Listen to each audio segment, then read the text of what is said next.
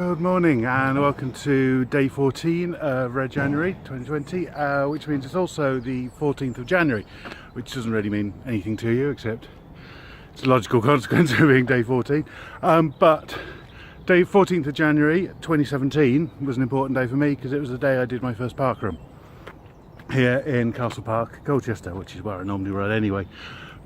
So what I thought I would do today, I've jogged up here and jogged up the hill and got a bit tired, so that's why I'm a bit out of breath right now, is rerun the route of my, reenact is a bit over the top I think, redo the route of my first ever parkrun, because since I started the route of the parkrun has changed. They've added in another loop, can't really see from here, down here, and it goes around the playground. That's to thin people out to go around the castle for the first time, and that's made the bit on the riverside shorter.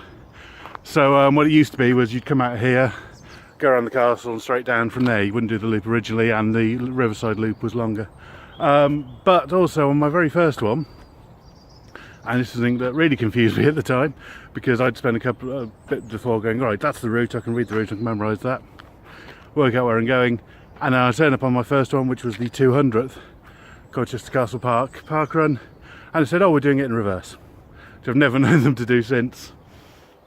So we went around a completely different way, so I'm going to redo that route, which is going to be 5k obviously, as it's a park run, and that will be today's run, and I'll tell you how it did when I finish.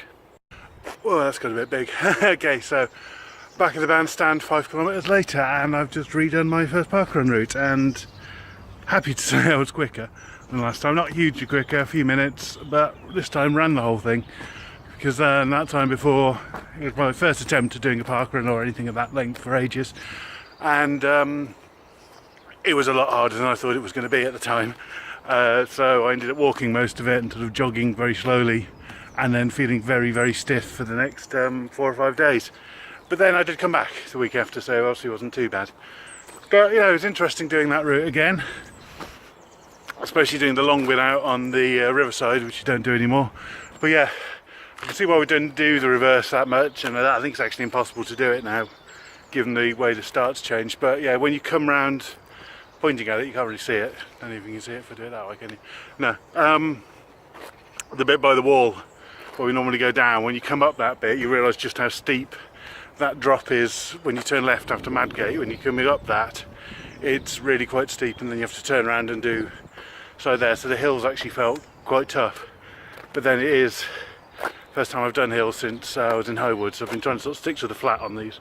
Oops, sorry, put my hand in the way. I've been trying to stick to the flat a lot on these Red January runs.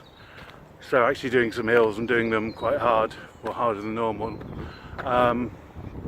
was quite interesting. So that's today done. That's 14 days down, 17 days to go, 2 weeks completed. See, I can use my fingers again to mark something out. It's 2 weeks done.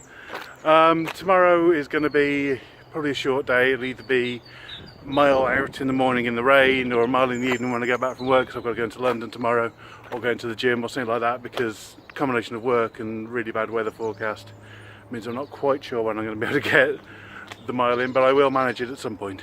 So I'll see you tomorrow.